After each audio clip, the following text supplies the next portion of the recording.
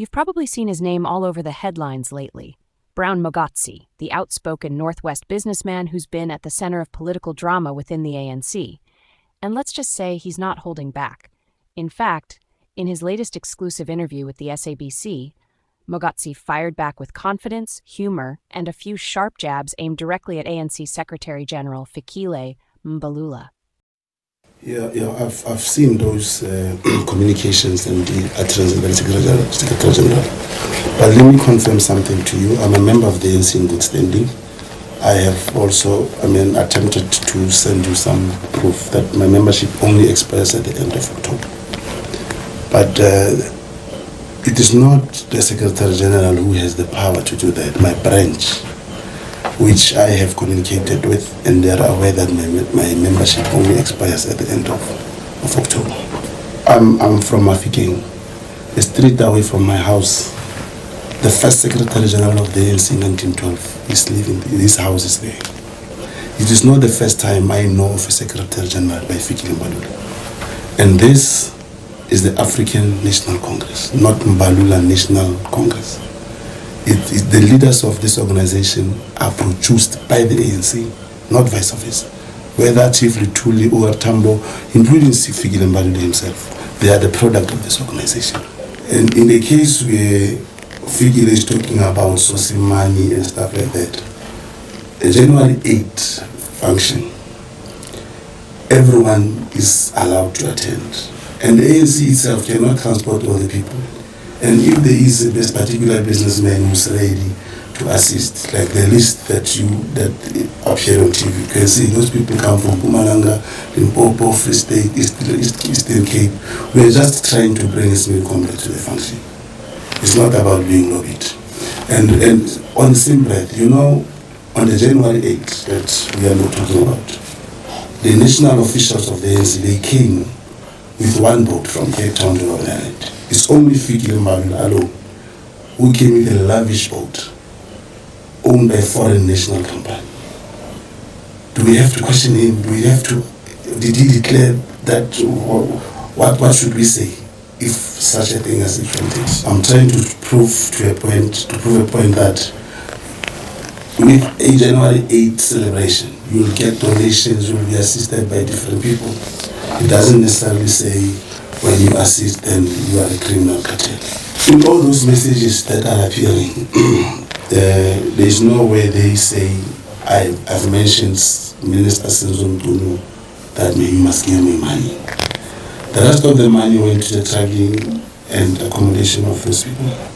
Senzo Mtunu has a state house in Cape Town. He did not even attend the gallery, he did not even attend the January 8th. He did not use his name. And talking of being implicated, the way Fikile is doing it, all the utterances he made, let me give you one. He traveled with Vusi Keke abroad. Vusi Keke has been convicted and sentenced for the killing of Wandile Boswani. It was also shown that he was with Vusi Keke 2-3 days before Wandile Boswani was murdered. I know Boswani's family. With our interaction, they showed me some proof that actually Boswani gave Fikile Mbalula 1 million rand and he promised to pay it back. Today the money is not paid. I'm saying, in as much as he was with Vusi Keke, currently Vusi Keke has been sentenced. Do we have to label him? Do we have to tell him you can't be a member of the ANC? You are traveling with someone who's been convicted and sentenced? That's what I'm saying. That the same applies to his wife in Free State. She was involved in a housing scandal, where Fikile is a direct beneficiary because he's a husband. Do we have to say, no, you can't be a Secretary General because now your wife is implicated? He's using the name Brown Mogotsi to actually attack his target. And that target is Senzo Mtunu.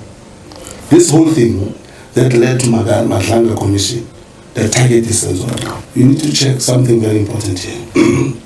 Everyone, whether working or employed, for you to employ to produce a curriculum of time. Nobody writes on his CV that I'm a thief.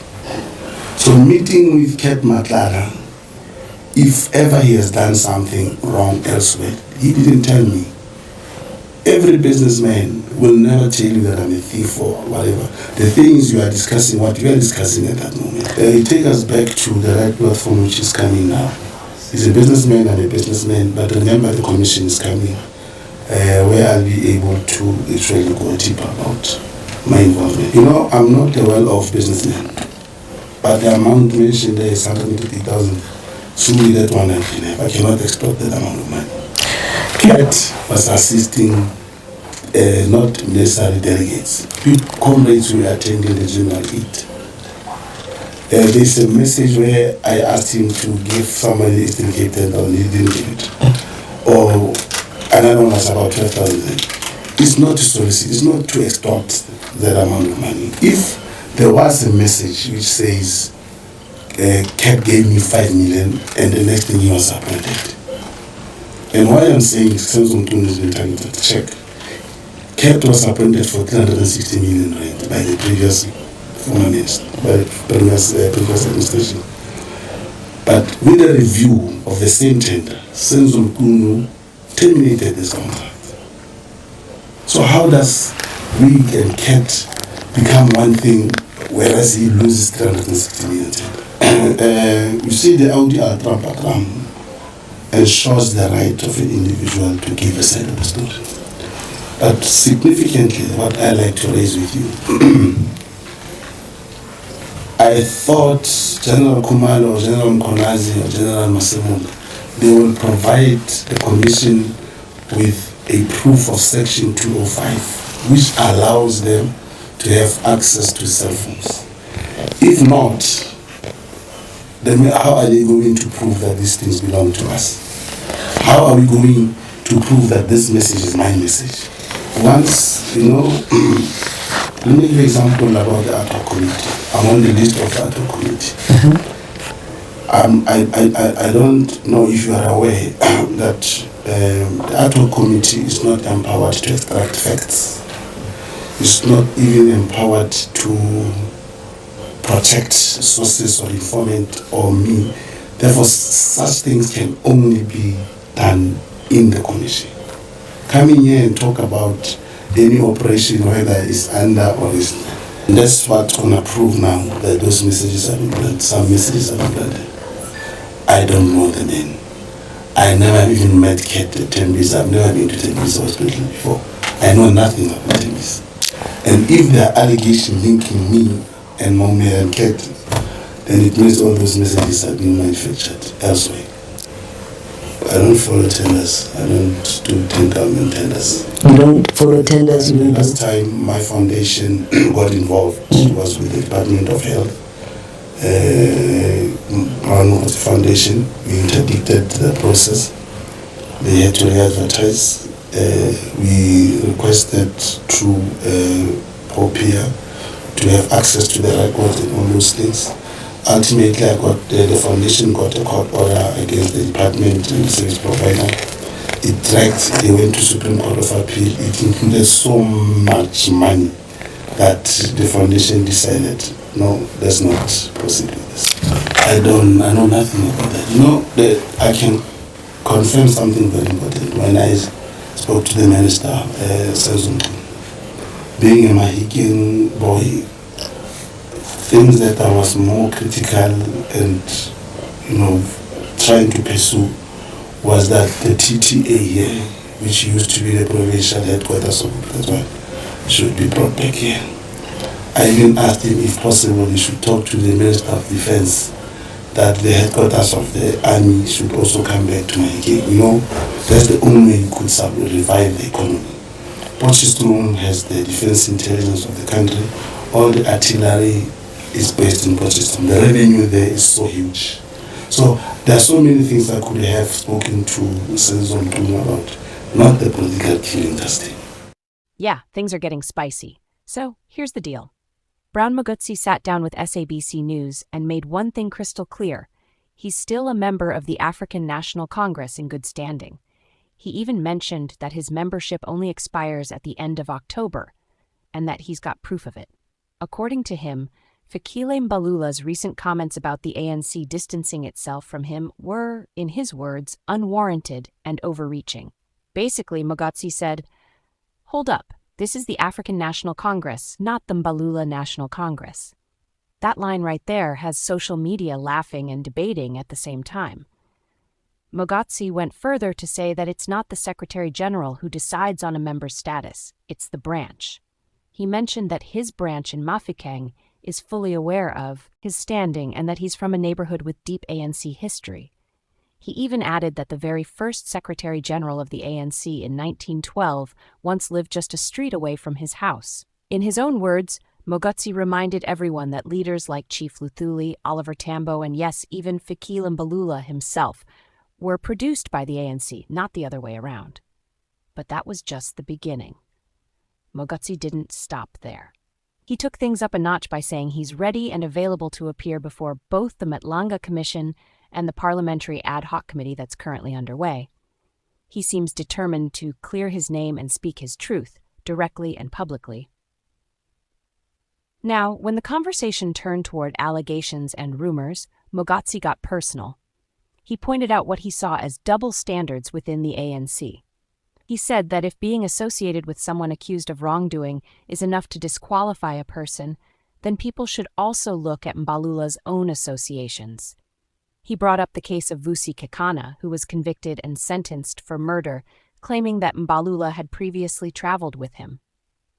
Mogotsi also mentioned allegations involving Mbalula's wife in the Free State housing scandal, saying if guilt by association was the standard, then others should be held to it too. It was a bold moment. You could feel how confident and unfiltered Mogotsi was. He wasn't reading a statement. He was speaking straight from the heart. His tone was both defensive and defiant, but also grounded in the belief that the ANC is bigger than any single leader. Then he pivoted to the upcoming Matlanga Commission, saying that it's the right platform for him to explain his side in full.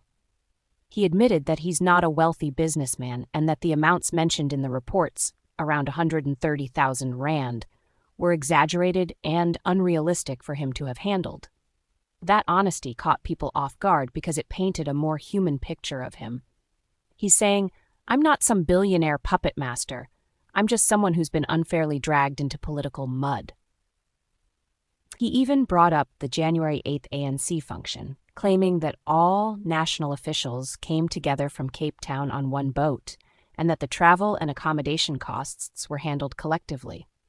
He pointed out that some senior figures, like Senzo and Tuli, didn't even attend. The implication? There's more to these internal issues than what meets the eye, and some people might be using selective narratives to target others. Then came another moment that had viewers talking. Mogotsi turned the tables on the accusations that linked him to corruption, saying nobody writes on their CV that they're a thief. He argued that just because he met with certain individuals doesn't mean he endorsed or participated in any wrongdoing. He explained that in business, people meet to discuss projects, not personal histories. And if someone had skeletons in their closet, that's not something you can know just from a handshake. He gave examples of his legitimate business interactions, too, mentioning his foundation's previous involvement with the Department of Health. He said his foundation even interdicted a tender process, forcing the department to re-advertise it to ensure fairness. It was his way of saying, "I'm not here to loot. I'm here to contribute." Mogotsi also touched on his long-standing vision for economic revival in the Northwest. He suggested that the defense headquarters be relocated to Mafikeng as a way to stimulate the province's economy. According to him, Potchefstroom already has the defense intelligence of the country and strong artillery bases, so expanding that presence could massively boost local revenue and create jobs. Whether or not that happens, it's clear Mogotsi sees himself as someone thinking beyond politics, someone focused on regional development and economic sustainability. Now, let's be honest, this interview was more than just a clapback at Fikile Mbalula. It was also Mogotsi trying to remind everyone who he is, a businessman, a community member, and, most importantly, a lifelong ANC supporter who believes he deserves fair treatment. Whether people agree with him or not, his delivery was passionate, and his willingness to speak openly in the middle of controversy shows he's not afraid of the spotlight. And while Mbalula hasn't responded to these specific remarks yet, you can bet the ANC leadership is watching closely, because Mogotsi's words touch on deeper tensions within the party, questions of leadership, accountability, and what it really means to belong to the ANC in today's political climate. At the end of the day, this interview may go down as one of the most candid moments in recent ANC internal politics. Mogotsi made it clear. He's not going anywhere, his membership is valid, and he's more than ready to defend himself before any commission or committee that calls him. Whether you view him as a whistleblower, a troublemaker, or simply a man standing his ground, one thing's for sure. Brown Mogotsi isn't fading quietly into the background. He's speaking up, speaking loud, and reminding everyone that in South African politics, silence is never an option. So as the dust settles, one question remains. Will the ANC address Mogotsi's claims directly, or will this all be swept under the political rug? Because right now, the Northwest businessman isn't backing down, and neither are the headlines.